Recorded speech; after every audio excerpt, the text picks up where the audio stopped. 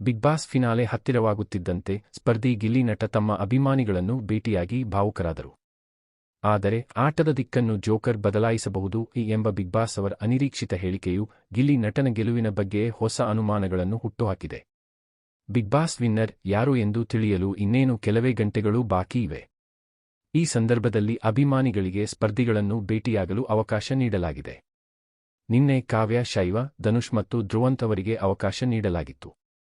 ಇಂದು ಗಿಲ್ಲಿ ನಟನನ್ನು ಭೇಟಿಯಾಗಲು ಅಭಿಮಾನಿಗಳಿಗೆ ಅವಕಾಶ ನೀಡಲಾಗಿದೆ.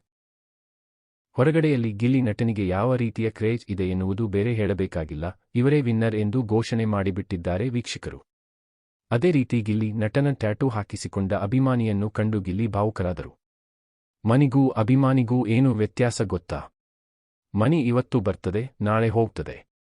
ಅಭಿಮಾನಿ ಬಂದರೆ ಯಾವತ್ತೂ ಹೋಗಲ್ಲ ಎನ್ನುವ ಮೂಲಕ ಅಭಿಮಾನಿಗಳ ಬಗ್ಗೆ ಒಳ್ಳೆಯ ಮಾತು ಆಡಿದ್ದರು ಗಿಲ್ಲಿ. ಆದರೆ ಇದರ ನಡುವೆಯೇ ಬಿಗ್ ಬಾಸ್ ನೀಡಿರುವ ಹಿನ್ನೆಲೆ ದನಿಯ ಬಗ್ಗೆ ಅಭಿಮಾನಿಗಳಿಗೆ ಯಾಕೋ ತಲೆಬಿಸಿ ಶುರುವಾದಂತಿದೆ.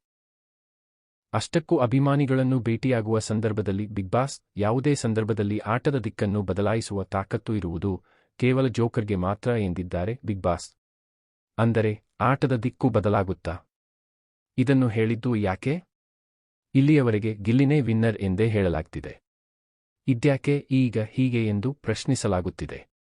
ಅದೇ ಇನ್ನೊಂದೆಡೆ ಡೈಲಾಗ್ ಕಿಂಗ್ ಎಂದೇ ಫೇಮಸ್ ಆಗಿರೋ ಗಿಲ್ಲಿ ನಟ ಮೀಟರ್ ಇದ್ರೆ ಲಡಾಯಿಸು, ಮುಂದೆ ಬಂದ್ರೆ ಉಡಾಯಿಸು, ಜೊತೆಯಲ್ಲಿದ್ದು ಕಟಾಯಿಸಬೇಡ ಎಂದು ಪಂಚ್ ಡೈಲಾಗ್ ಹೇಳುವ ಮೂಲಕ ಅಭಿಮಾನಿಗಳಲ್ಲಿ ಮತ್ತಷ್ಟು ಉತ್ಸಾಹ ತುಂಬಿದ್ದಾರೆ.